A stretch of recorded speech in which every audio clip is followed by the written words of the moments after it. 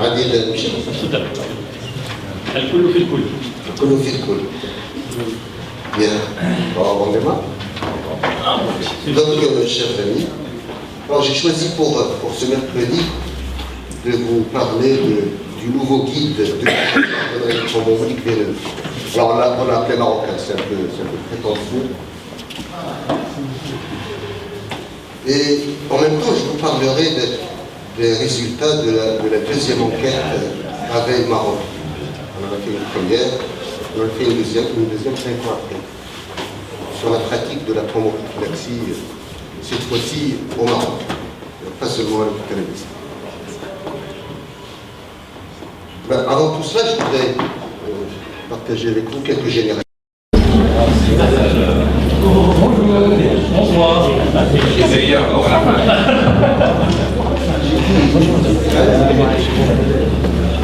On cherchait un chanteur.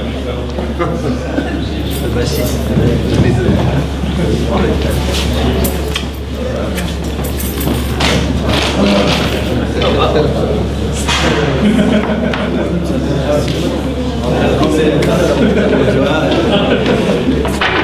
ولا مش تاع الفلوس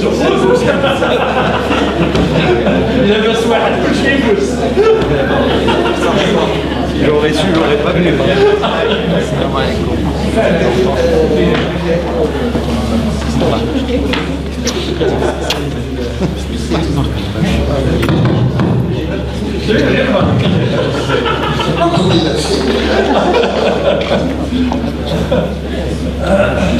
Bonjour, ça va? عادل مش الكل في الكل. الكل في الكل. Bien. Bon, on démarre. Donc, chers amis, alors j'ai choisi pour ce mercredi de vous parler du nouveau guide de Monique Véreux. Alors on l'a appelé marocain, c'est un peu prétentieux. Et en même temps, je vous parlerai des résultats de la deuxième enquête avec Maroc. On en a fait une première, on en a fait une deuxième 5 ans après. Sur la pratique de la thromboprophylaxie, cette fois-ci au Maroc, pas seulement à l'hôpital médecin. Avant tout cela, je voudrais partager avec vous quelques généralités pour vous mettre un peu dans le contexte. Alors, thrombose veineuse profonde et sa complication l'embolie pulmonaire, elles sont fréquentes, donc vous savez, et indissociables, c'est une seule maladie, justifiant le concept de maladie thrombomonique veineuse. Alors l'incidence elle est importante, 1, 2 pour 1000, ça monte avec l'âge, de façon exponentielle, on va dire après 70 ans. Mais elle reste quand même largement sous-estimée, car le plus souvent silencieuse. Alors ça ne s'arrête pas à la thrombose veineuse et à l'embolie pulmonaire, parce que la dernière peut se compliquer d'hypertension artérielle pulmonaire, et la thrombose veineuse de maladies post-thrombotiques fréquentes et de récidive. On estime la récidive à 30% la cible. Alors les facteurs de risque sont multiples, connus, mais disons que la maladie vient surtout compliquer une autre pathologie ou un geste chirurgical, une autre pathologie, notamment le cancer.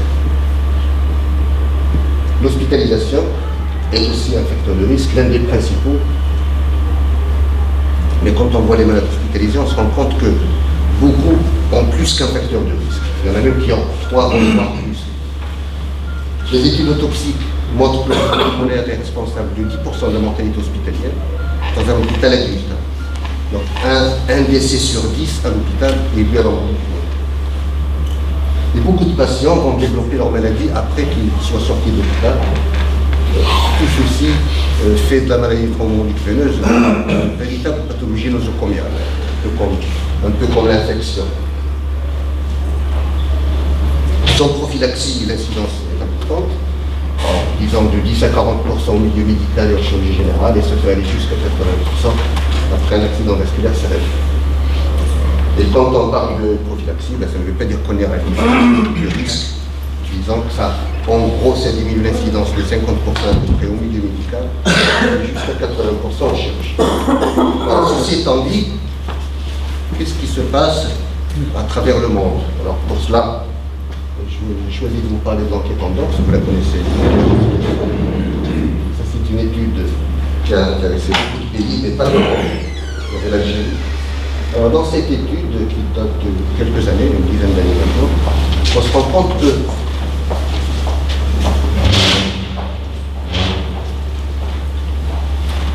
se rend compte que globalement, à peu près 50% des malades hospitalisés sont à risque de thrombose veineuse profonde. 52% pour être précis. Et de par le monde, il n'y a pas de pays où il y en a plus que d'autres. Maintenant, quand on s'intéresse à ceux qui reçoivent parmi ceux-ci de la prophylaxie, on se rend compte qu'il y en a qui font très mal, c'est-à-dire 10% à peu près, mais il y en a qui font relativement bien, jusqu'à 90%. La moyenne étant de 50%. Donc, de par le monde, il n'y a qu'un malade sur deux, globalement, qui reçoit la thromboprophylaxie là où elle est. Alors, quand on fait le découpage de tout cela, on se rend compte qu'en chirurgie, on fait mieux, bien entendu, pour des raisons historiques. En chirurgie, on parle de thrombose veineuse depuis les années 60. Alors qu'en médecine, ça n'a réellement commencé à être pris en considération que véritablement depuis la fameuse enquête, la fameuse étude Medenox, 2006 siècle, Medenox. Ça va. Voilà, donc 52% sont à risque de thrombose veineuse. Sur les 52%, 50 vont recevoir de la prophylaxie, plus en chirurgie, 64%, 59% versus 40% au milieu médical. Alors quand on s'intéresse aux pathologies, on se rend compte qu'en orthopédie, on fait ça bien, même si normalement on devrait s'attendre à ce que ce soit du 100%. Quand on fait de la prothèse de hanche ou de genou, c'est devrait être du 100%, la fracture de hanche aussi. Voilà, après, chirurgie gastrique, pour le médical, c'est surtout les pathologies respiratoires. Voilà, donc on se rend compte finalement qu'il y a une mauvaise compliance et l'insuffisance de prescription de la thromboprophylaxie. À quoi cela pourrait être dû? La CACA pense qu'il s'agit en fait de quatre éléments qui font que les gens ne le suivent pas très bien. Alors CACA, c'est pas le CACA, le vieux. Tu sais, je vais te poser cette question. C'est son fils. Ah bon, ça va. Un CACA, le schéma de CACA, il y a des années 70. C'est le fils CACA. Il est venu au Maroc à plusieurs reprises. Il est dans tous les congrès s'intéressant à la thrombose. Il est même anobli par la reine d'Angleterre. Donc c'est Sir CACA. Seul. Seul CACA.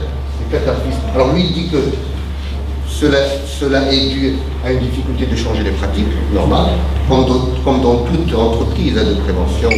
Bon, voilà, difficile de faire changer aux gens les pratiques, j'allais dire séculaires qu'ils ont. Difficile de la prise de conscience quant à l'ampleur du problème, malgré tout le tapage qu'on fait autour de la maladie. Et surtout, difficulté d'évaluer le risque. Et avec ça, une confusion et un encombrement des recommandations. Je ne sais pas si quelques-uns parmi vous ont consulté les tests, où on parle des recommandations de la CCP, ça sort tous les 4 ans.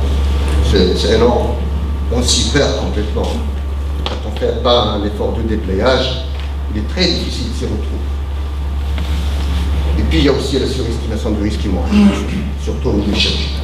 Disons que cela, on le voit de moins en moins. Alors, toujours Dakar, il dit que pour pallier à ce déficit, il faudrait ça. Alors, identifier des leaders d'opinion, normal, ça c'est encore. Quand on veut faire de la qualité, il faut toujours commencer par ça. Identifier des leaders d'opinion qui puissent servir de locomotive en quelque sorte. Des programmes éducationnels. Il faut faire des audits de pratiques cliniques avec feedback. Une simplification des recommandations. C'est ce qu'on a essayé de faire dans le premier guide et aussi dans le deuxième, encore plus. Et peut-être émettre des recommandations spécifiques par lieu d'exercice. C'est-à-dire que chacun dans son lieu d'exercice, pour sa pratique, chacun doit, mettons, placarder ou faire ces recommandations pour que ça ne soit pas noyé dans toute la masse des recommandations. C'est ce que nous avons essayé de faire dans le cadre du comité PPTV. Il y a de cela 7-8 ans, on avait formé un comité qu'on a appelé comité PPTV, c'est-à-dire Programme de prévention de la thrombose veineuse. Dans ce comité, il y a Sylvain, il y a moi-même, et quelques autres personnes. Voilà. Donc, dans le cadre de ce comité PPTV, on a essayé d'établir un programme pour répondre un peu à la philosophie des recommandations de M. Kaka. Donc, enquête des pratiques, on en a fait une première au niveau de 3 CHU, édition d'un guide, que nous avons fait aussi, diffusion de la formation, on a fait des dizaines de réunions. Moi-même, j'en ai fait beaucoup. Même on en a fait plusieurs. Tous les membres du comité ont fait des réunions un peu partout, dans des services, dans des villes. Et puis faire une nouvelle enquête des pratiques pour voir si tout cela a servi à quelque chose, a abouti à quelque chose. Alors, première enquête, publiée il y a 2 ans. Je crois que j'ai une manuel. On a écrit.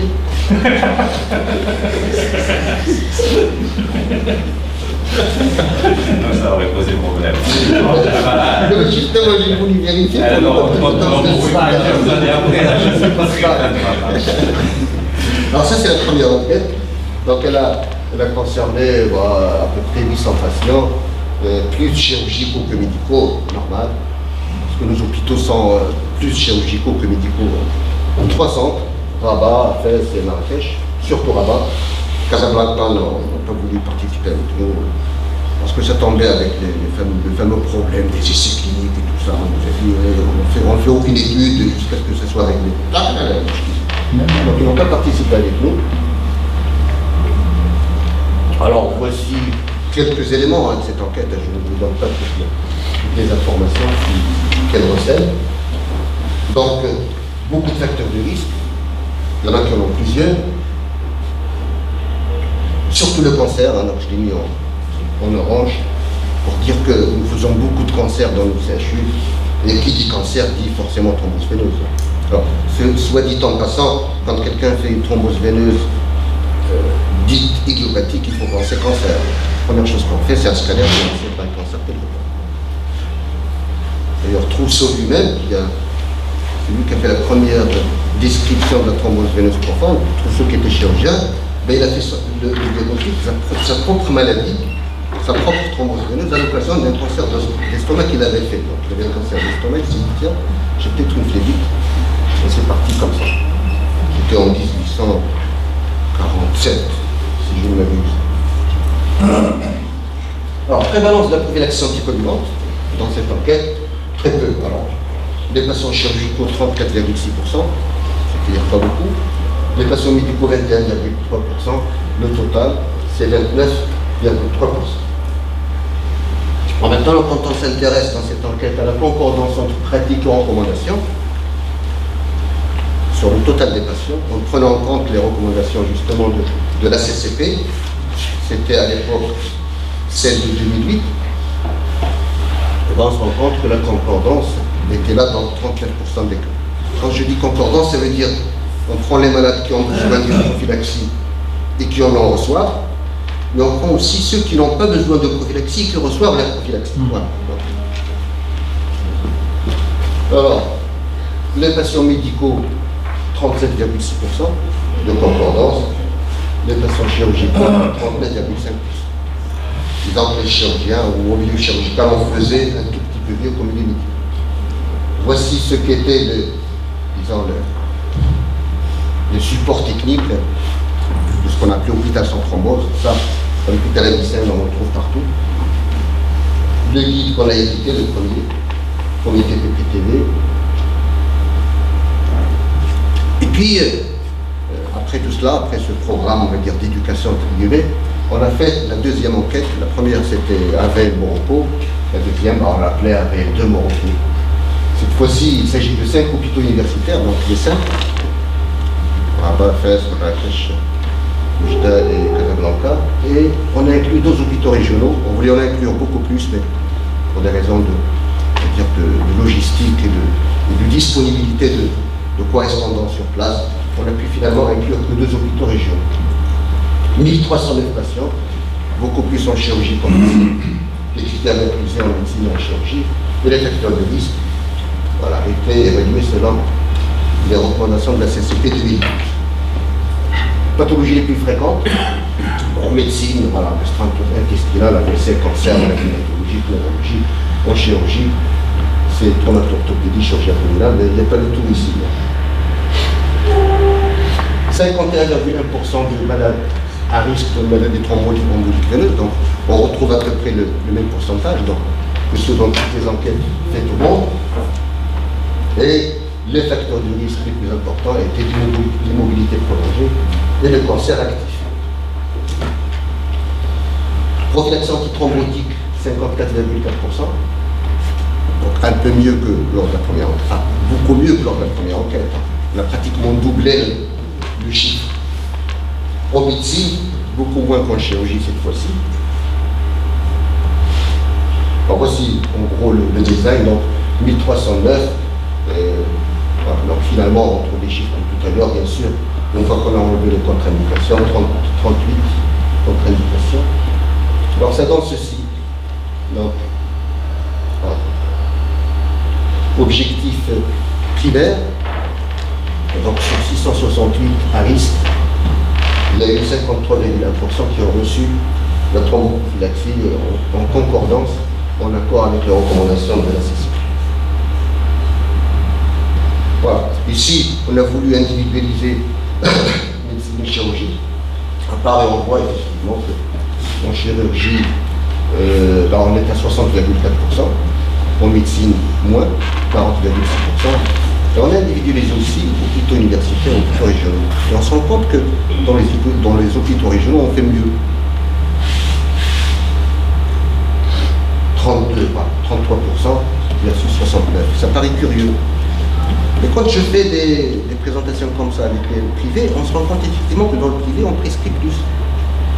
On prescrit même trop. Souvent, avec les traumato-orthopédistes, on me dit, oui, le plâtre, vous dites qu'il ne faut pas faire, nous faisons systématiquement. Je leur dis, si vous faites plus royaliste que les rois, pourquoi pas, mais enfin, c'est à vos risques et périls. Et je leur dis aussi que moi, ce que je voudrais, c'est que quand il faut faire, en face, c'est pas l'inverse. Maintenant, si vous allez au-delà des recommandations, que vous faites davantage, pourquoi pas. Alors, quand on parle de concordance cette fois-ci, un peu comme tout à l'heure, voilà, on est à 62,3%. Donc, on peut dire que, au fil des années, on fait de mieux en mieux. Voilà. En médecine, 67%, en chirurgie, 60%, le total étant de 62,3%. Voilà, donc c'était ça. Je vais vous parler surtout du nouveau guide. Alors, il aura 7 formes. Guide de prise en charge de la maladie thromboembolique veineuse. Ça va être écrit en toutes lettres, bien entendu. Alors, cette fois-ci, ça n'est pas que de la prophylaxie. On a voulu que ça soit complet. C'est-à-dire que ça comporte, bien entendu, un volet prophylaxique. On a voulu aussi y inclure la gestion téléopératoire des antithrombotiques, c'est-à-dire aussi bien les anticoagulants que les antiplaquettaires. Nous avons une dernière réunion demain avec l'infographiste pour apporter les toutes dernières retouches. Et le guide, en principe, il sera prêt dans 2 à 3 semaines, de façon à ce que je puisse le présenter dans sa mouture finale au congrès de la SMAR.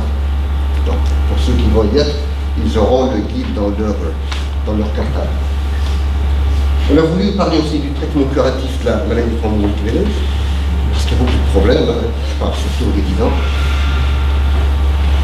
On y parle un peu de la thrombose et du cancer, en sachant que pour thrombose et cancer, on n'a pas voulu en faire trop, puisqu'on a sorti, Zakaria a travaillé avec nous sur ça, on a sorti le référentiel marocain, thrombose et cancer, je crois que vous l'avez eu.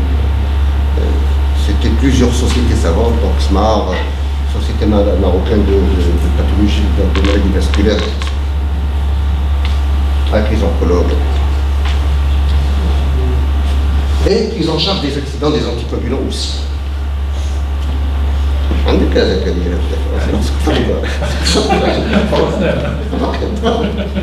je ne sais pas si vous l'avez ou pas.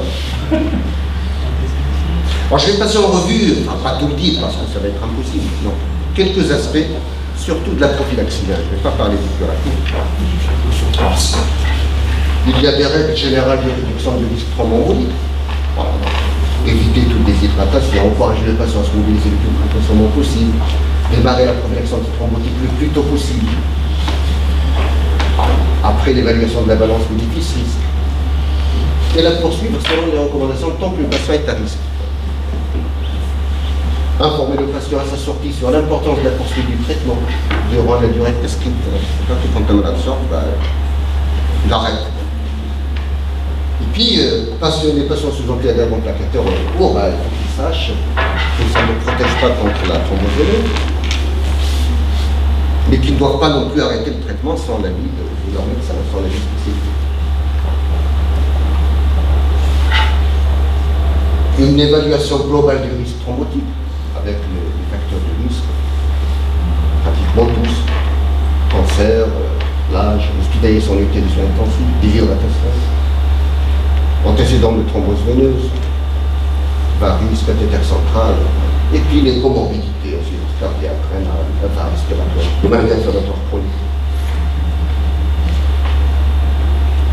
Les facteurs de risque en cas d'hospitalisation médicale aiguë, chaque fois que le malade a une mobilité significativement réduite, c'est-à-dire celles qui ne peuvent pas marcher ou celles qui passent la majorité de leur journée allongées aussi.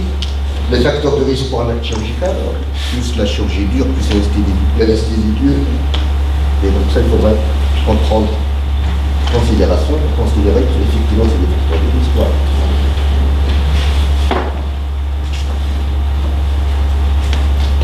Prophylaxie en médecine. Alors, prophylaxie en médecine, je vais rapidement passer, parce que je vais vous parler surtout de la chirurgie linguistique. Alors, en médecine, en gros, quand le malade est hospitalisé pour l'une des situations suivantes, juste hospitalisé, poussée d'insuffisance cardiaque congestive, insuffisance respiratoire aiguë, l'âge, néoplasie auditive, antécédent de thrombose veineuse, hospitalisation en réanimation ou unité de soins intensifs pour affection médicale aiguë, quelle qu'elle soit, c'est une indication à faire de la thromboprophylaxie. Et ça sera effectivement de la dose élevée. Il n'y a pas de dose modérée. Vous allez voir que même en chirurgie, on ne parle plus de dose à risque modéré. C'est fini, 0,2, 0,4, 0,6. Ou on fait ou on ne fait pas. Si on fait, c'est du 0,4, du 4000, l'équivalent enoxaparine. Si on ne fait pas, on fait. Ou alors hospitalisation avec une mobilité réduite de plus de 3 jours avec les situations que vous avez devant vous. Insuffisance respiratoire chronique sans que ça ne soit, disons, un malade en détresse, parce qu'avant c'était de la détresse. Insuffisance cardiaque sans que ça ne soit du congestif, on n'est pas stade 4 de l'anime. Maladie inflammatoire chronique de l'intestin, affection rhumatismale aiguë. Pour peu que ces maladies soient hospitalisées et qu'on prévoit un alitement de plus de 3 jours, il faut de l'arrêt thromboprophylaxie. En même temps, je passe à la chirurgie parce que c'est ça qui nous intéresse le plus. Alors en chirurgie, il y a des règles générales. Disons qu'en gros, il y a 2 situations en chirurgie. Vous avez les cas de chirurgie à haut risque thrombembolique. Orthopédie majeure, par exemple, chirurgie du cancer. À ce moment-là, les recommandations s'appliquent quels que soient les risques liés aux antécédents aux comorbidités. On fait fi de tout ce que le malade a par ailleurs. Et il s'agit donc d'une stratégie systématique, donc on ne se pose pas la question. Maintenant, vous avez des situations de chirurgie dite à risque faible. À ce moment-là, la stratégie doit être personnalisée en fonction du degré d'immobilité post-opératoire supposé, en fonction de l'existence de facteurs thrombogènes propres au patient, inhérents à des comorbidités par exemple, ou à une thrombophilie connue. À ce moment-là, la thrombophylaxie s'apparente alors davantage à celle appliquée en médecine. En médecine, quand on alite quelqu'un pendant plus de 3 jours, eh ben, on le met sous antibiotiques. Mais ici, ça va être pareil. Même si la chirurgie, la procédure est minime ou mini-invasive, pour peu que ce malade ait besoin d'être hospitalisé et alité pendant plus de 3 jours, pour une cause médicale X, Et bien, c'est une indication à faire de trompe. En cas de risque hémorragique élevé, la thromboprophylaxie pharmacologique est retardée. Ça, c'est à la discrétion, on va dire, du prescripteur, c'est à lui d'envisager le délai en fonction de la type de chirurgie. Je pense à la neurochirurgie, par exemple, à la chirurgie hépatique. Donc elle est retardée, alors personne ne peut vous dire de combien. Et elle est remplacée par les moyens de crédit. Toute complication post-opératoire justifie une réévaluation de l'indication et de la durée de la thromboprophylaxie. Alors si on dit 7 à 10 jours, ben, ça veut dire que si le malade se complique, il est ventilé pour cette raison, ben, on va prolonger. Les traitements hormonaux-contrôlants d'œstrogène sont arrêtés 4 semaines avant une chirurgie élective. L'anesthésie locogène est préférée, bien entendu, parce que ça comporte moins de risques thrombotiques. Et puis, on a dit en dernier, les doses type risque pondéré ne sont pas de mise ou ne sont plus de mise, quel que soit le type de chirurgie. Donc, quand on décide de faire la thromboprophylaxie, c'est toujours dose risque élevé. Alors, en chirurgie générale, et ça c'est l'exemple de poster qu'on pourrait éventuellement placarder dans des services en particulier. Donc, au bloc central, on pourrait imaginer de placarder cette affiche. Risque élevé, et on passe tous les types de chirurgie en détail, de façon à ce que tout le monde s'y retrouve. La chirurgie carcinologique, quelle qu'elle soit, hors ORL, sein et membre supérieur, et puis voilà, la liste des chirurgies ou des procédures qu'on réalise dans un bloc. Chirurgie digestive majeure de résection, il s'agit d'œsophage, d'estomac, foie, pancréas, côlon, etc. Anastomose digestive, anastomose portocale. Les urgences viscérales, quelles qu'elles soient, péritonite, lésion, hémorragie digestive. Résection pulmonaire, chirurgie ouverte du bas appareil, prostate, vessie, et ainsi de suite. Voilà, chirurgie anal, hystérectomie, prolapsus, chirurgie aortique ou chirurgie vasculaire des membres inférieurs, abdominoplastie, chirurgie bariatrique. Et puis on a mis toute procédure chirurgicale minimum invasive avec nécessité d'hospitalisation. Donc si le malade doit être hospitalisé pour une procédure mini-invasive, ou d'alitement de 3 jours au plus post-opératoire pour cause médicale, quelle qu'elle soit. Toute procédure avec dissection étendue et ou hémorragique ou durée opératoire élevée. Je ne sais pas, on part sur une vésicule biliaire, a priori il n'y a pas de raison de mettre de thromboprophylaxie, et puis voilà. C'est une chirurgie difficile, qui dure plus qu'il n'en faut, et le malade, par conséquent, va rester alité ou hospitalisé pendant 3 jours au plus. Donc on est parti pour ne pas faire, et puis après, compte tenu des conditions, compte tenu du déroulement de l'intervention chirurgicale elle-même, on décide qu'il faut faire. Parce que plus l'anesthésie dure, plus la chirurgie dure, plus c'est un peu comme l'infection. Pareil. Quand on parle d'antibioprophylaxie, il est clair que même dans le cas d'une chirurgie propre, quand ça dure trop longtemps, eh bien, on fait de l'antibioprophylaxie. Ben, c'est pareil pour la thrombose. Ailleurs, c'est le risque faible, donc à moins que dans ces situations-ci, il ne se passe ce que je viens de dire, c'est-à-dire une complication quelconque, et bien, en principe, on ne doit pas mettre de thromboprophylaxie. Varices, chirurgie cellulaire laparoscopique de la vésicule, hernie, proctologie, chirurgie rénale par voie percutanée, chirurgie orale, bref, toute la liste. Alors bien sûr, il y a des gens qui vont dire moi, dans ce cas de figure, je fais, s'il fait, pourquoi pas. En tout cas, que ce soit la CCP, que ce soit les sociétés européennes, dans des situations comme ça, on n'a pas à faire de thromboprophylaxie. Bien sûr, à chaque fois, on met des algorithmes. Donc, chirurgie générale, risque faible. S'il y a une comorbidité, si l'alitement est prévu pour 3 jours ou plus, si le malade risque d'être hospitalisé ou doit être hospitalisé pour une pathologie médicale associée, s'il y a une complication post-opératoire, type infectieux ou hémorragique ou autre, on bascule de l'autre côté, c'est-à-dire du côté risque élevé, et on fait soit HVPM, équivalent 4 fluidité, et dénoxaparine, 8 heures après l'intervention, soit HLF, 3 fois, soit fondaparinux, et la durée de 7 et 10 jours, mais de 28 jours s'il s'agit de chirurgie carcinologique. Alors, ça, c'est une recommandation de grade 1. Voilà. Ailleurs, on ne fait pas. Et puis en chirurgie bariatrique, et chez l'obèse morbide, ben, on donne des doses élevées, jusqu'à 10 000 maximum, en deux administrations. Ce que je te disais tout à l'heure sur la table. Chirurgie traumato-orthopédique, bah, risque élevé la même chose, donc risque élevé, risque faible, risque élevé, bah, donc attitude systématique. Donc c'est la chirurgie orthopédique majeure, c'est la fracture de hanche, diaphyse fémorale, voilà. Puis le reste, risque faible, où en principe on n'est pas censé faire de la thromboprophylaxie, sauf situation d'exception, enfin, sauf nécessité d'hospitalisation ou complication ou comorbidité, ainsi de suite. La durée, pour la traumato-orthopédie, bah, c'est les durées que vous connaissez depuis toujours, bah, donc ça n'a pas changé. On s'attendait à ce que ça change pour le genou, dans les recommandations de 2014, de 2016, parce que les dernières elles sont sorties en février dernier, ça n'a pas changé. Donc pendant longtemps on disait que la prothèse du genou c'était 2 semaines. Après en 2008, on a commencé à dire 2 semaines, mais ça peut être prolongé, au cas par cas. Et on s'attendait à ce qu'en 2016 on dise 35 jours. Ce n'est pas le cas, donc ça reste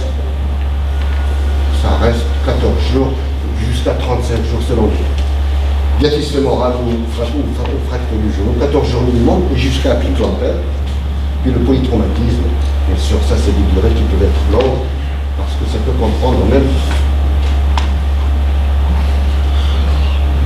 Pardon, Abraham, pour le plâtre, c'est non définitif. Oui, pour le plâtre, c'est non. Pour le plâtre, c'est non, sauf s'il s'agit de quelqu'un qui a plus de 65 ans, par exemple. Sauf si celui qu'on va plâtrer, pour une raison ou une autre, va être immobilisé dans son lit pendant une durée prévisible de plus de 3 jours.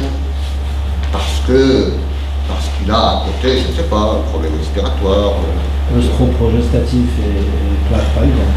Sinon, Par exemple, s'il n'y a pas de terrain particulier, le plâtre ne constitue pas une indication lui-même. Du tout. Donc plâtre tout seul, non. Toute chirurgie en dessous du genou, non. Ablation du matériel, non. Moi je passe vite, mais t'aimes bien notre background. أنا كتسنى ديال السجن جيلهم ستيكتيك هذه الزلالية كتفهم ستيكتيك تقدر تشرع يدي Je pense pilule et plâtre ou la grossesse est plâtre. ها؟ أي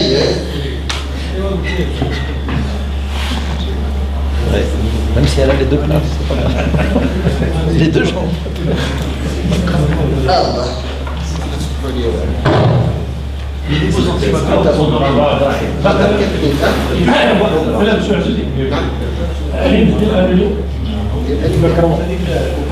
هذاك البتي وراك انت كان يعطيك واخا تقول لي اللي قلتي ما غاديش نتبع لا انت voilà un peu plus bas un peu plus bas un peu plus bas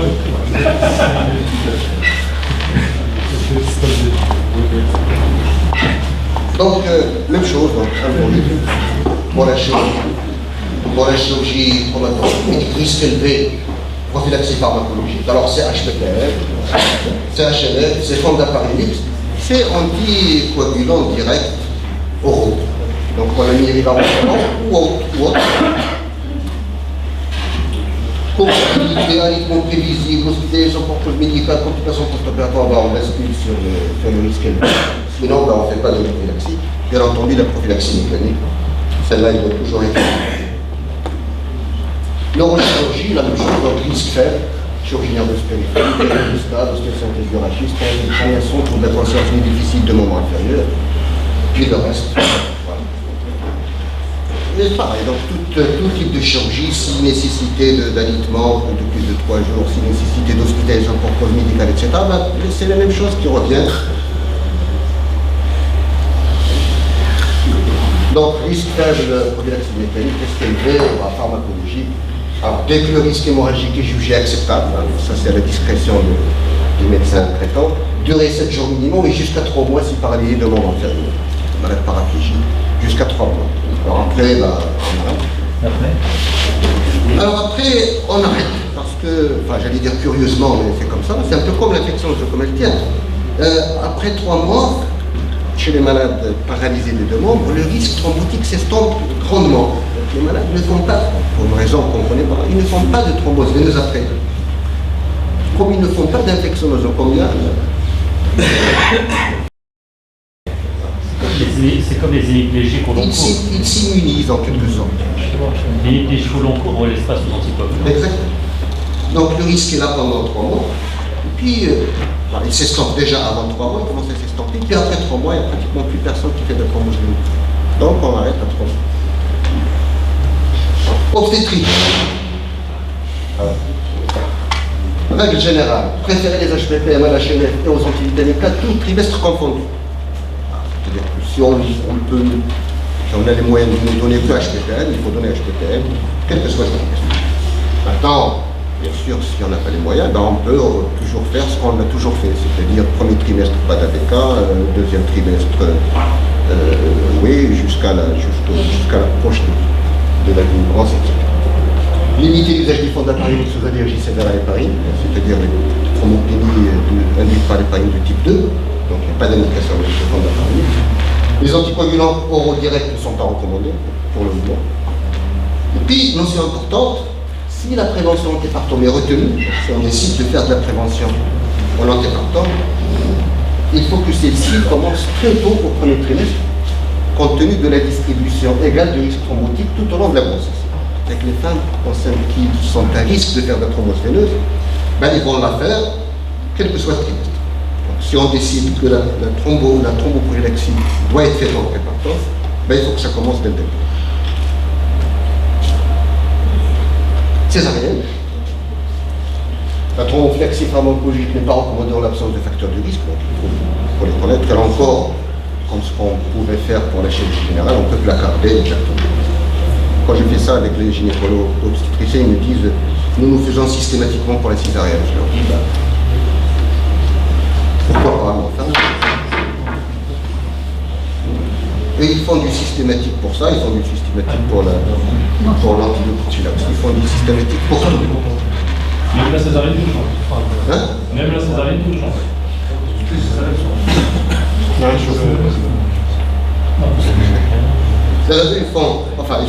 Ils disent faire, maintenant est-ce qu'ils font avec mon coach? Parce que encore il faut voir l'enquête des pratiques. Il y a deux types d'enquêtes. Il y a les enquêtes d'intention et les enquêtes des pratiques. Dis-moi, pardon. Le slide d'avant, quand tu as parlé de préférer aux AVK. Et là, tu préférer les HPPM à la HNF et aux AVK tout trimestre confondu. Aux AVK. Et nous sommes dans le prophylactique. Est-ce qu'il y a une place pour les AVK dans le prophylactique? Parce que tu les donnes, on les donne plus avant. Tu les donnes encore en prophylactique? Non, moi j'en donne plus. Voilà.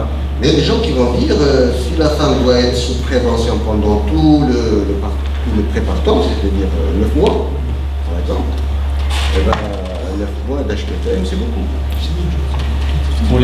Pour les parturientes porteuses de prévention mécanique, par exemple, elles sont sous traitement curatif par AVK. C'est un traitement curatif. On parle de la prophylaxie de la maladie. La prophylaxie peut se faire par les AVK, avec un INR à 2. Voilà, on le faisait chez les hémiplégiques.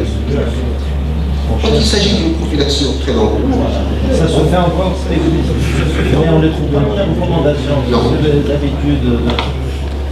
Voilà. Dans les recommandations actuelles, même il y a 4 ans, c'est il y a 8 ans, il n'y a pas d'AVK.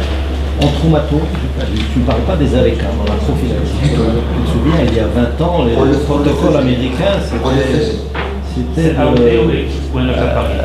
Et AOD, c'est mieux maintenant. Les AOD font mieux que les enoxaparines et bien sûr beaucoup mieux que les AVK. Pour la prophylaxie d'orthopédie. Oui, ils font peut-être mieux. C'était la warfarine, tu débutes 5 jours. La warfarine, il y a aux États-Unis. Ça se fait plus, ça n'existe plus dans les recommandations américaines. Dans les recommandations américaines, celle de la Saint-Sucré, je vous parle d'instant Maintenant, pendant 9 mois, c'est pas évident non plus. Il n'y a que tant qu'à faire, si le malade ne peut pas se permettre, ça vaut mieux que coûte rien. Il faut adapter au poids de la parturiente. Parce que souvent, nous, on donne une dose au départ. Pour les AVK, pour les HPPR. Si tu optes pour les HPPR, HPPR pour la prophylaxie. Non, c'est 4000 unités équivalent inoxaparine. ne change pas en fonction du poids. Non. Et pour la tazapharine, il y a le risque majoré. Il y a la 3005 et la 4005 qui est le risque majoré. Quid de cette risque majoré? C'est du 3005 pour tout le monde? C'est du 3005 pour tout le monde. Pour la tazapharine, il y avait tazapharine français. La 3005, c'était pour l'orthopédie voilà. Et 4005. Donc maintenant, la 4005 ne sert plus à rien. Non. Donc ça s'est grandement simplifié. Donc plus de doses risque modérée, puis ces histoires 3005, 4005. 20 mg de C'est fini. D'ailleurs, c'est très logique. En médecine, on a démarré tout de suite après l'enquête Medenox. On a démarré tout de suite quand on a dit qu'il fallait faire avec 0,4. Et d'ailleurs, l'enquête Medenox avait bien montré que le 0,2 ne faisait rien. Il peut s'imprimer que du 0,4. En neurochirurgie, ils donnaient du vin et ils publiaient leur papier, mais donc ils ne donnaient rien. Exactement, on n'a pas de risque. Pourquoi est-ce qu'en médecine, ça doit toujours être du 0,4 qu'en chirurgie, alors que le malade est et qu'en plus il a subi chez une intervention? Pourquoi voulez-vous que ça soit du 0,2?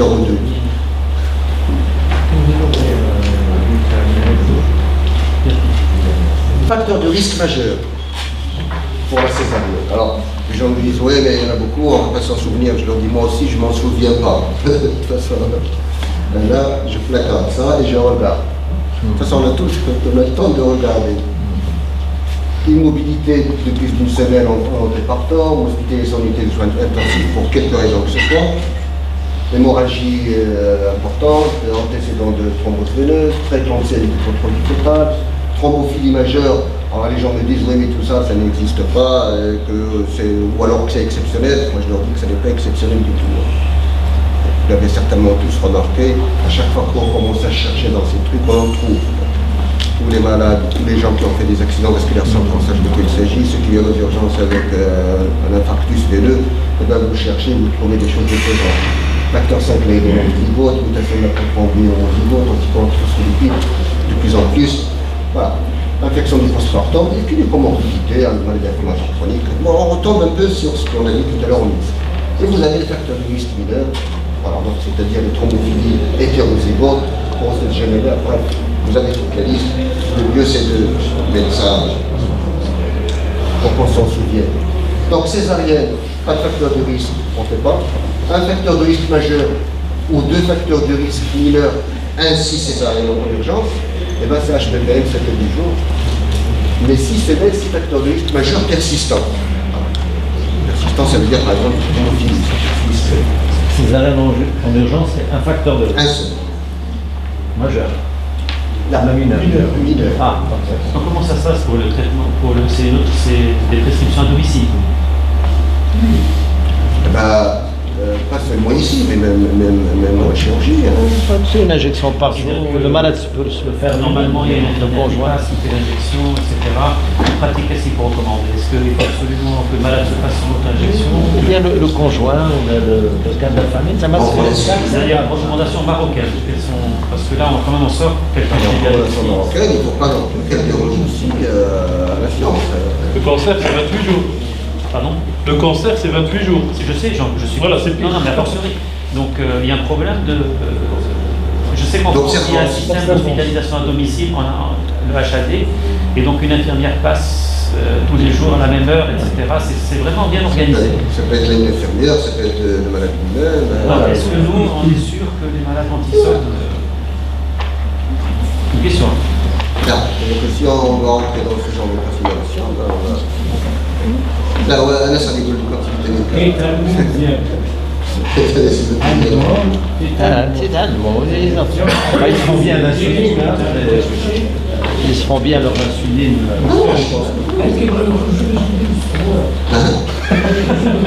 ماشي ديك الصبوع. يديروا حنا ولا حتى حنا في الكونسير نقولوا لهم عندكم السبوع. حتى في الكونسير خصنا نقولوا لهم عندكم السبوع. يديروا شهر. عندهم 40 بس دو كوشون. Il faut faire un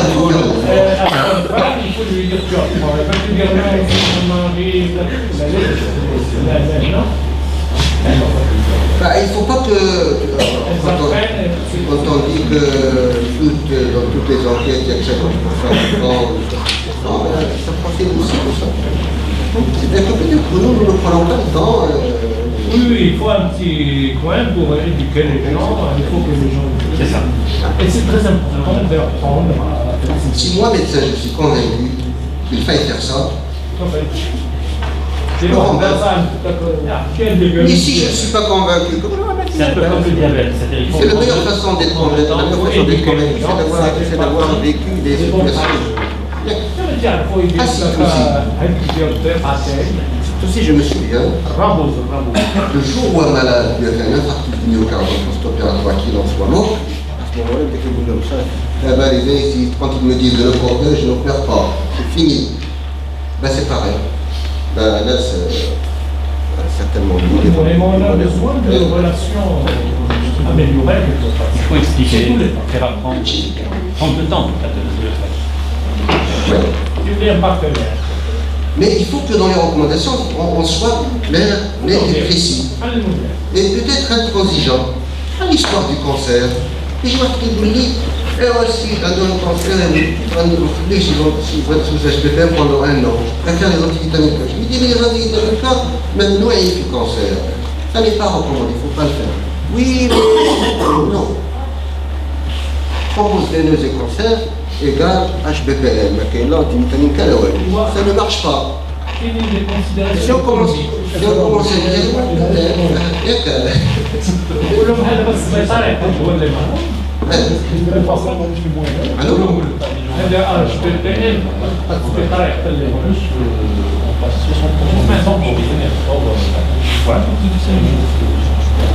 par exemple, si on commence à ouvrir des portes, des fenêtres, oui, on va faire, c'est la même. Tellement cher que la chimie coûte tellement cher que par rapport aux HBPM, c'est pas grand-chose. Même le facteur économique n'est pas... Là, on peut se poser la question de savoir s'il faut qu'on prolonge au-delà de 6 mois. Ça se discute. Est-ce qu'il faut traiter une thrombose chez un cancéreux découverte incidemment? Ça peut se discuter. Un patient souvent palliatif qui a est-ce qu'on va le donner dès lors qu'on dit on traite, eh ben c'est HPPM. En tout cas, les AVK, 50% du temps passé sous AVK, les malades sont soit ovaires traités, soit sous-traités. Toute indication confondue. Mais s'agissant du cancer, c'est pire. C'est pire. Les antivitamines K ne marchent pas dans le cancer. Bon, ça c'est une clair. constatation érigée en règle, d'accord. Donc c'est une règle absolue.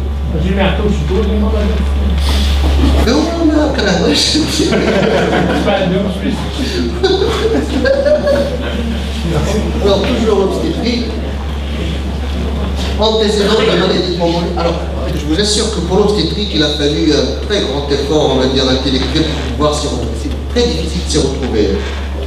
Et vous aurez certainement des femmes qui vont vous poser des questions. Je pense qu'on a simplifié les choses grandement. Antécédent de thrombose veineuse et grossesse. Prophylaxie postpartum système par HBPM dans tous les cas. Ça, c'est le SMIC.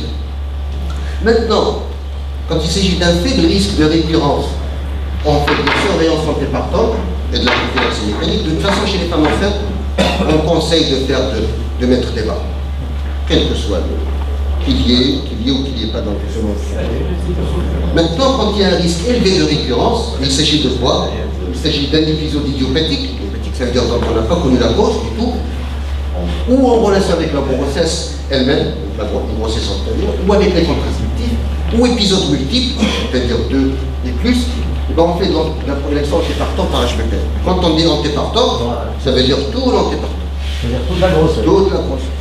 Parce que la thrombose veineuse il ne survient pas au troisième trimestre ou ça, il survient de façon presque égale au premier, au deuxième, au troisième. Plus à l'approche de l'accouchement, mais la distribution est pratiquement égale. Ça, c'est une notion capitale. Quand on décide de faire, c'est pendant toute la course. Voilà, donc ça c'est l'antécédent de thrombose veineuse. Maintenant, grossesse et thrombophilie sans antécédent de thrombose veineuse. Quelqu'un, une femme, fait une thrombose veineuse, on lui trouve une thrombophilie, on fait une enquête par exemple familiale, on est obligé de la faire venir. En cas d'histoire familiale de maladie thrombolytique veineuse, et facteur 5 de non-homozygote, mutation homozygote, de la thrombine, de sang, etc. HBP à volonté partum et 6 semaines en postpartum. Une femme qu'on a screenée à l'occasion d'un épisode de thrombose veineuse chez sa sœur par exemple, chez laquelle on trouve un facteur 5 de non-homozygote, où ça, et bien c'est HBP à volonté partum et 6 semaines en postpartum. Pour les autres types de thrombophilie, vigilance antépartum et HBPR pendant 6 semaines en postpartum. Alors les autres types de thrombophilie, c'est-à-dire tout le reste. Déficit en facteur 5, en protéine C, protéine S, et les déficits de thrombophilie. En absence d'histoire familiale, ça peut arriver. Facteur 5 de l'homozygote, mutation homozygote, etc. 6 semaines en postpartum. Pour les autres types de thrombophilie, vigilance antépartum doit conférer. Alors pour le syndrome des anticorps antiphospholipides, biologique avec une histoire clinique, il faut que ça soit biologique effectivement, donc anticorps antiphospholipides, anticorps anticardiolipides, et une histoire clinique, c'est-à-dire des avortements à répétition, c'est prophylaxie par HBP en antépartum, donc tout l'antépartum, plus aspirine, 75 mg. Voilà, donc pour résumer ça sous forme d'algorithme, antécédent de maladie thromboembolique veineuse, HBP M6 en postpartum chez tout le monde, fait le risque de récurrence, on fait rien, risque élevé de récurrence, HBP en antépartum. Thrombophilie et grossesse, voilà, bon, ça résume un peu de tout. Histoire familiale, oui, non. S'il y a une histoire familiale, c'est antépartum et 6 semaines postpartum, autre thrombophilie, donc tout ce qui n'est pas une mutation homozygote du facteur 5 et les autres, et 6 semaines postpartum, sinon, bah, voilà. Donc, et après, bah, tout le reste aussi, on l'a décliné sous forme d'algorithme. Tout ce qui est gestion des antithrombotiques, par exemple, les antiplaquettaires, stent, pastent, etc. En France. Voilà, donc. La surveillance, vous en parlez dans votre livre, la surveillance des plaquettes, vous avez donné. Alors, la surveillance des plaquettes, si, on en parle. On en parle. Alors, la surveillance des plaquettes, en dehors du post-opératoire, on ne fait plus bien sûr, on fait un dosage des plaquettes avant toute prescription, ça c'est clair. Maintenant, pour ce qui est du dosage des plaquettes, 2 fois par semaine, on ne fait plus, sauf. Cause médicale, non. Cause médicale. Alors, et l'obstétrique, c'est les causes médicales. On le met avec oui, les indications oui, bien sûr. Donc on n'embête pas la femme avec les prélèvements. Du tout. Très bien. Donc on fait pas de. C'est nouveau ça. Ça date de 4 ans. Non. 4 ans. L'absence de contrôle. Surveillance toute autre plaquette. On le fait plus. Maintenant, tout le monde est d'accord sur ça. On est revenu sur le fait de doser les plaquettes sur un traitement long par les HPT. Oui. C'est ça, mais pour les indications médicales. Même chirurgicales. Là, chirurgicales, tu restes. En continu. Là, c'est 2 fois par semaine pendant combien? On continue à le faire 2 fois par semaine et pendant 21 jours. Pendant 21 jours. Comme ça va. Tu fais. Alors, pour l'orthopédie, par exemple, il faut faire les doses. Oui, en post-opératoire, on continue à le faire. Ah oui, tu vois, c'est embêtant. Hein. Moi, je ne le fais pas. Oui, mais c'est la recommandation. Alors, en médecine, tu ne le fais pas. Moi, je viens de l'apprendre parce que j'ai pris des paris, j'avais un problème tendineux. Et donc, j'étais heureux de ne pas me taper pourquoi 2 fois par semaine. La raison. La raison pour laquelle il y a moins de risques. Il y a moins d'informations. Il y a moins de risques. Il n'y a pas d'éclatriade de Virchow. Tout à fait. Voilà. Tu le savais ça? Et l'aspirine dans la belle, l'accès bien. Bien que c'est T'as dit qu'il me l'a dit. Il n'y a pas de. Parce que je prenais de la perte. Je dis, je dois Il y a encore quelqu'un une nouvelle recommandation. قبل لا احنا ما كنقولوش دابا قبل كلشي ولا نقولوا ما يعطيش قبل ما يعطيش. لا لا cette histoire est coagulant en direct euro 8 ans. Donc cette histoire avec lui. Vous rappelez tout ça dans votre fascicule, avec le cathéter, avec tout ce qu'il faut. Ah, l'expository, il est là, après, le chapitre. Ah ben on a hâte de lire ce livre. Non. Tout, Il y a sur la thrombose.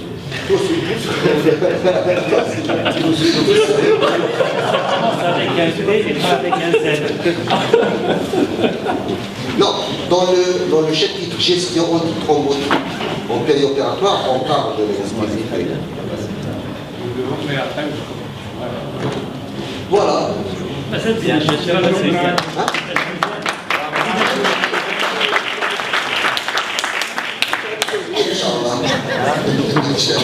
Là, il faut le lire après. Non, il n'y a pas de cas, On va aller chacun dans sa spécialité.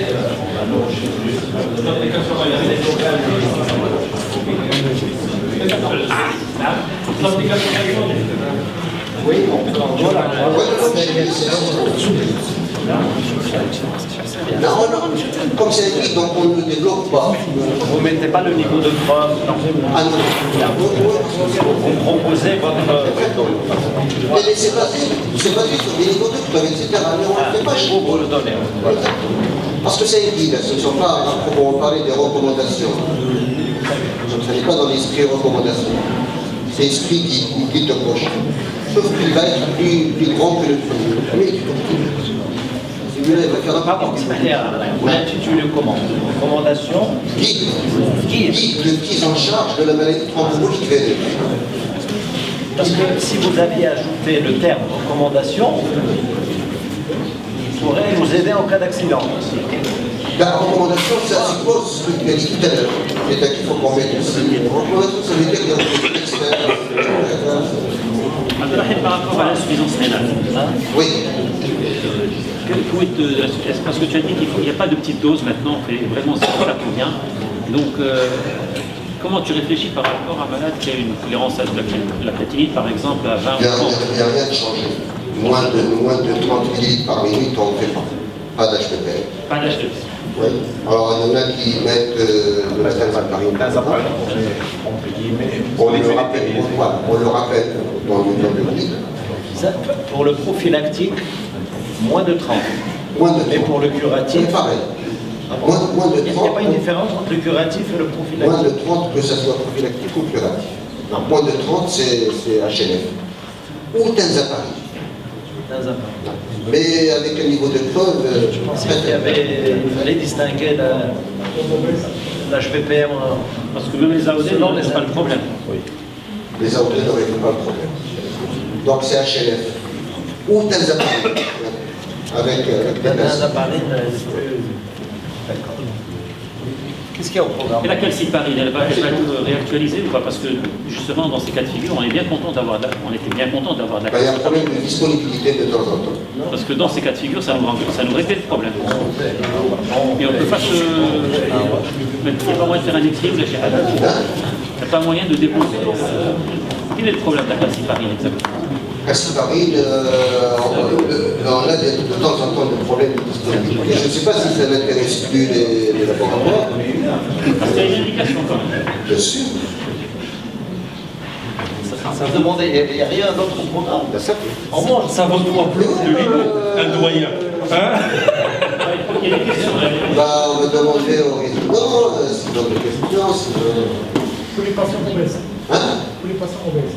Patient obèse, obésité morbide, ça veut dire au-delà de 35, avec pathologie comorbidité au-delà de 40. C'est un peu comme pour la chirurgie bariatrique. De toute façon, la chirurgie bariatrique, on l'a fait que pour cela.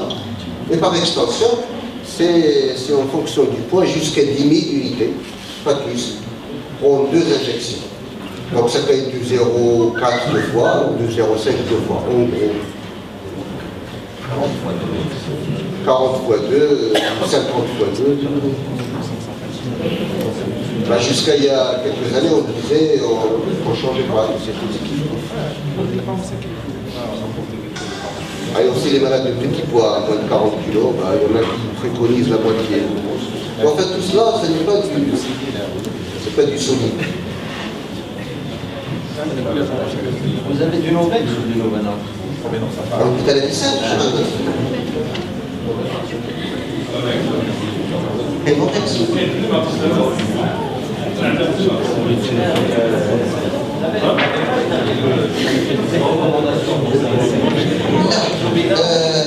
Moi, j'ai été invité avec d'autres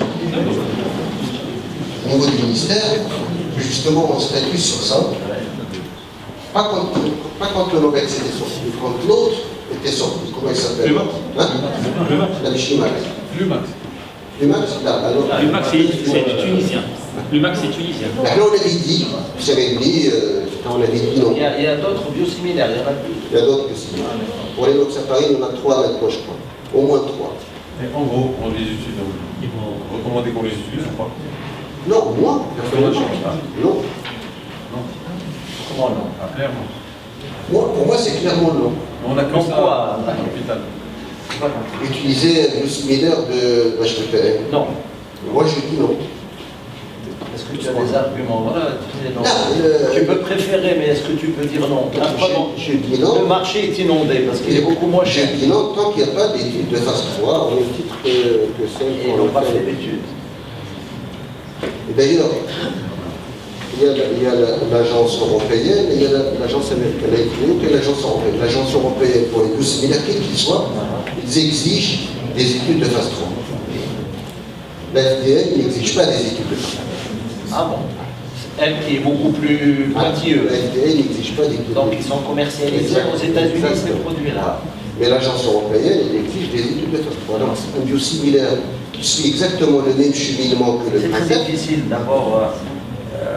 Je sais pas si Maintenant, c'est pas comme les génériques par voie orale où tu fais des études de bioéquivalence et tu es tranquille. Là, on peut pas ils exigent des études de phase 3 avec un cahier de charge qui comprend une surveillance, c'est-à-dire une phase 4 en quelque sorte. Parce que c'est peu qu'en phase 4, 1 an, 2 ans après la mise sur le marché, il y a des choses qui apparaissent. C'est les patients qui sont incapables d'acheter, ils déclarent qu'ils sont incapables d'acheter Novex par exemple, en post-traitement.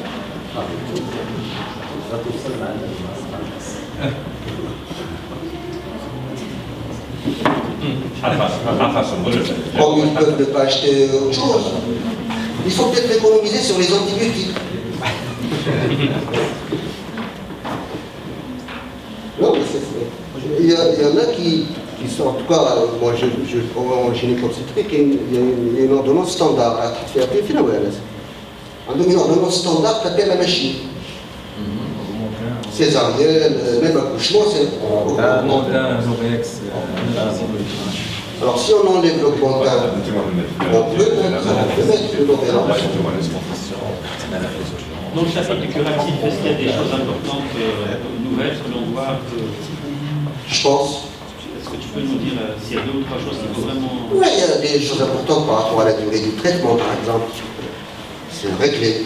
Parce qu'avant, chacun disait que la charelle, ou quelque chose, thrombose et cancer, la durée fait combien, donc c'est réglé. Donc il y a une chose sur les pratiques qui sont réglées. On rappelle bien entendu, avant le curatif, on rappelle les scores certifiés. On va être aussi dans les 2 équipements.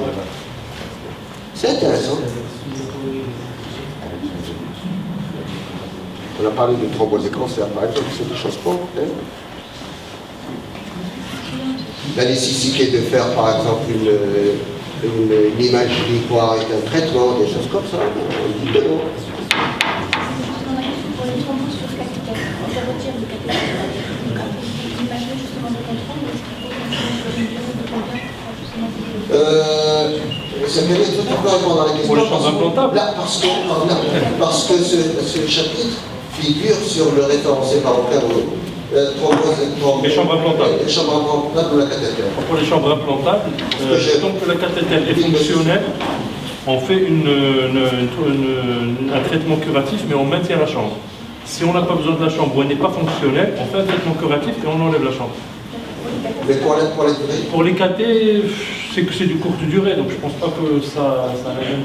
Mais je sais que ce chapitre figure, on l'a rappelé aussi dans le guide, mais honnêtement, je ne peux pas vous répondre à toutes vos questions. Combien de temps de curatif Combien de temps de curatif dans les thromboses sur cathéter? Zakaria. Oui.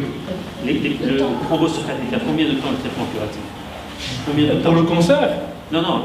Cathéter central et on découvre qu'il fait... Je suis sur le cancer. Le cancer, c'est 3 mois, 6 mois renouvelables et voilà. On dort du cancer. On pose sur une chambre implantée. La réponse est... Le cathéter, je sais. Il a du chapitre.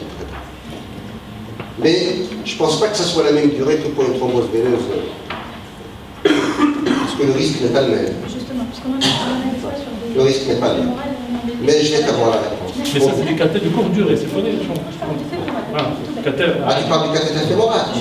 Ah, je pensais que tu parlais du monde supérieur. Sur du fémoral, on enlève le cathé direct à Alors, celui qui fait ça dépend. Si c'est une thrombose veineuse, là, thrombose veineuse proximale, ça veut dire propensité vers le haut.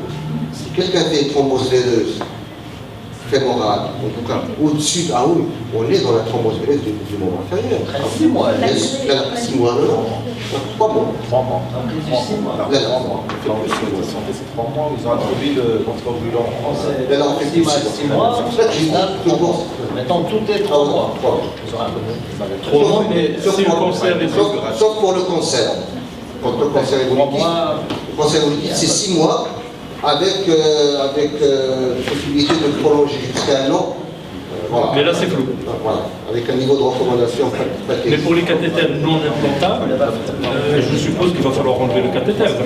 Bien sûr. Voilà. Pour la chambre implantable, parce que c'est quand même un traitement. Traitement curatif. Je pense qu'il faut au moins sur 2 mois de traitement curatif. En tout cas, jusqu'à la dissolution des caillots. Non, il n'y a pas de critère de dissolution de caillots. S'il a fini sa chimio, on n'en a plus besoin, on enlève le cathéter. Si le cathéter est bouché qui n'est pas fonctionnel, on l'enlève. C'est tout. Ça va donner les critères de retrait. Non, s'il y a un caillot derrière le cathéter. Non, non, si le cathéter est fonctionnel et que le patient a encore besoin de chimio pour son cathéter, on maintient le cathéter. C'est pas compris.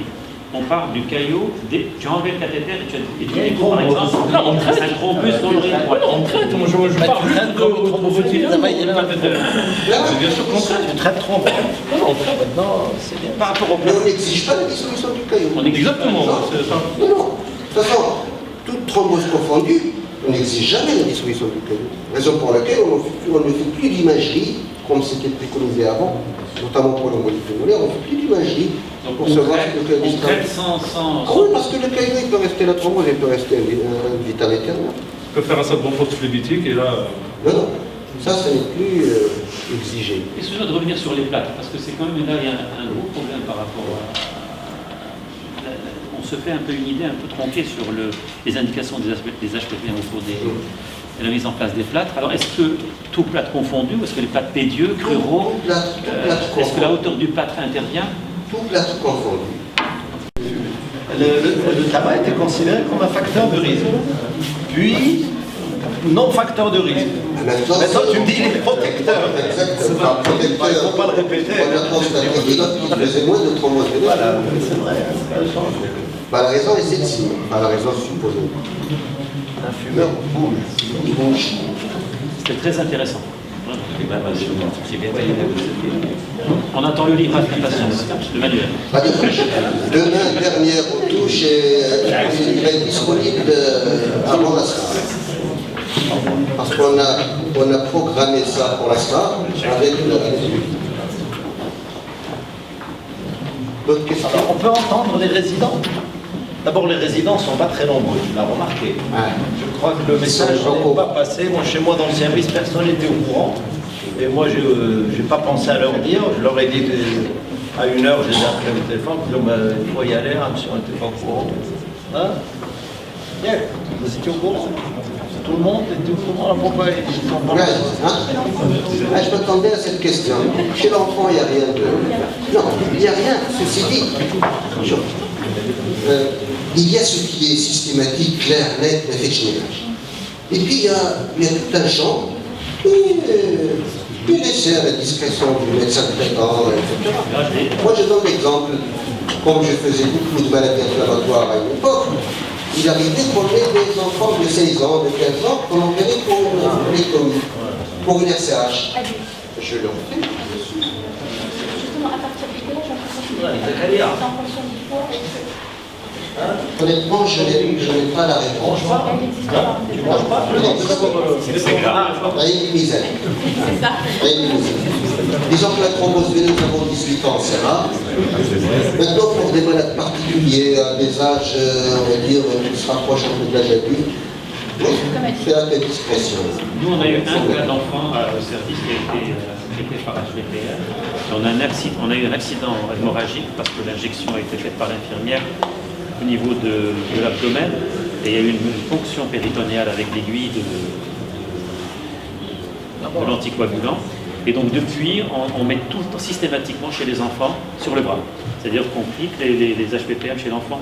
On a interdit de faire les injections intra-abdominales chez les gamins, mais on le fait sur les bras. Donc, parce qu'on a vécu une histoire atroce de...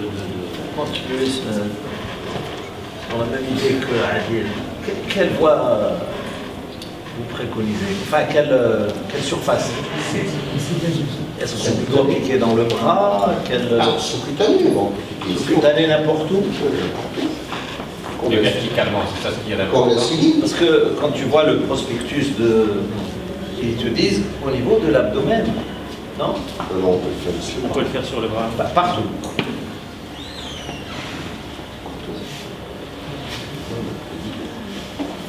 Oui. Pour les patients cancéreux, lorsqu'ils sont dénutris, alités tout le temps, est-ce qu'il y a indication à une thromboprophylaxie?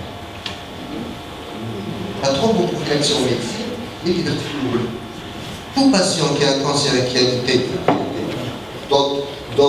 qui est hospitalisé pour une infection autre, qui le cloue au lit, ou donc l'alitement ou la mobilité réduite prévisible de plus de 3 jours, on lui met l'anticoagulant. Tant que la situation dure. En médecine, on dit 7 et 10 jours. Mais 7 et 10 jours. Si après 7 jours, si après 10 jours, le malade est toujours dans une situation qui s'est aggravée dans le monde. Donc on part sur 7 et 10 jours, mais on peut aller à 2 semaines, à 3 semaines. Oui. Si c'est une patiente qui a fait une thrombose d'avènement sur un déficit de la protéine C. Une patiente qui a fait une thrombose de la veine porte sur un déficit de la protéine C. Symptomatique, avec la splénomégalie et les signes d'HTP. Une fois elle a reçu son traitement de traitement curatif, est-ce qu'il y a indication à prendre une thrombophylaxie après et à quelle durée? Parce qu'elle a un déficit. Un déficit, le traite la vie. Sauf si c'est un déficit en rapport avec une infection aiguë. Là, j'ai compris la question. Mais j'ai dit peut-être parce qu'effectivement, il n'y a aucun consensus sur ça. Un an, certainement. Au-delà d'un an, personne ne peut te répondre. Il y en a qui vont te dire 5 ans, il y en a qui vont te dire à vie. Voilà. Que ce soit la protéine, c'est la protéine, est-ce l'anticorps anticardiolique, un déficit,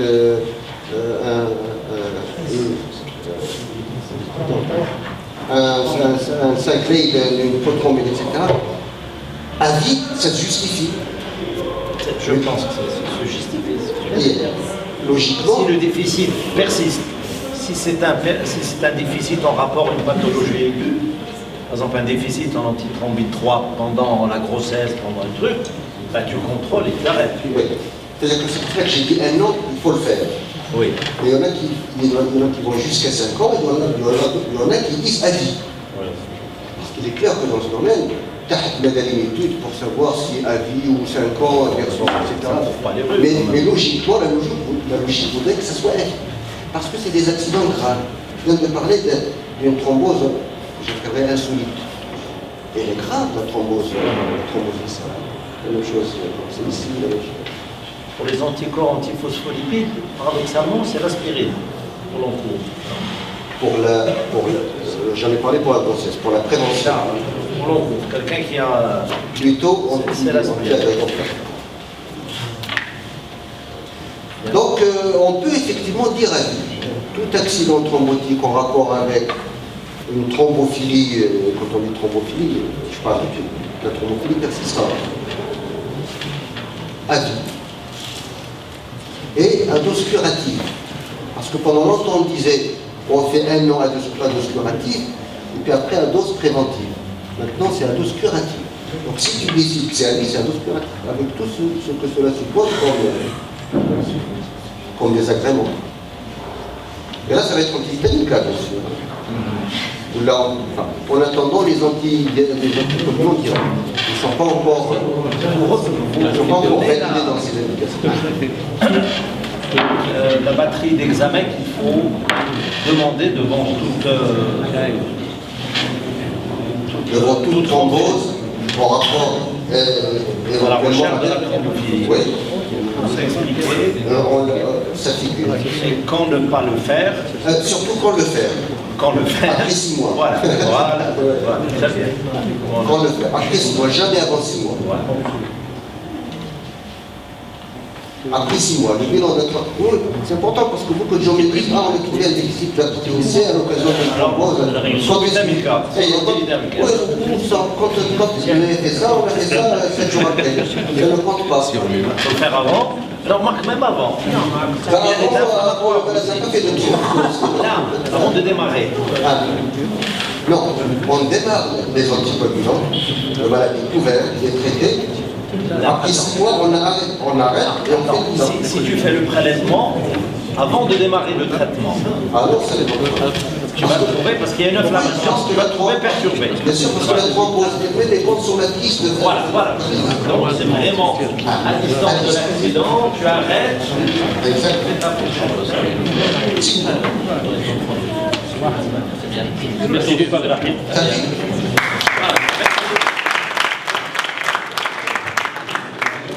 Et moi,